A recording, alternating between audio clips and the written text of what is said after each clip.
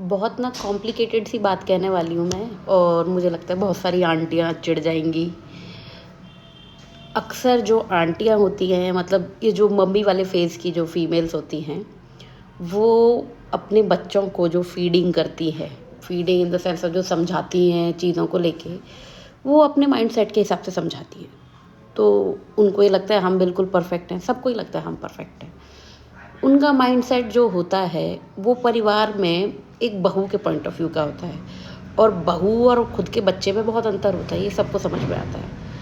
तो एक माँ अपना बहू वाला जो पॉइंट ऑफ व्यू है, वो उस घर के बच्चे में रख देती है और इन्हीं चीज़ों के चलते मुझे लगता है कि इंडियन फैमिलीज़ में सबसे ज़्यादा जो कलेश हैं, वो यही हैं। क्यों? क्योंकि माँ ने अपने बच्चों को वही फीडिंग दी है, बहू के पॉइंट ऑफ व्यू से उसको दादी बेकार लगती है तो दादी बुरी हैं, दादा बुरे हैं, ये बुरे हैं, वो बुरे हैं। जबकि अपने मामा के बच्चे और मैटरनल जो साइड है वो अच्छी है। जबकि सब ऑलमोस्ट थोड़े-थोड़े ही अंतर होते हैं यार। पहले तो सेम कास्ट में मैरिज होती थी, लोगों के माइंडसेट सेम-सेम से ही होते थे। थोड़ा-थोड़ा ही अंतर है, बस आपके साथ किए गए ट्रीटमेंट का अंतर है और वो आप अपने बच्चों को रख देते हो और बच्चे उसी चश्मे से देखने लगते हैं क्योंकि बच्चे तो कच्चे मटके होते हैं, जैसे आप डालते जाओगे।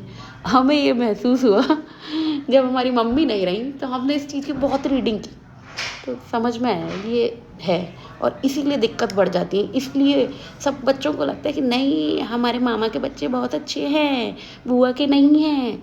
जबकि भाई हमें हमारे बुआ के बच्चे बहुत अच्छे लगते हैं, मामा के भी लगते हैं। पर ये डिफरेंशिएशन नहीं आ रहा हमारे, बिल्कुल नहीं है हमारे।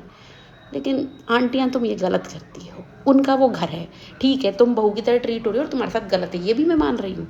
लेकिन वो चश्मा उन बच्चों को पहना देना और आगे के लिए आगे पीढ़ी दर पीढ़ी के लिए वो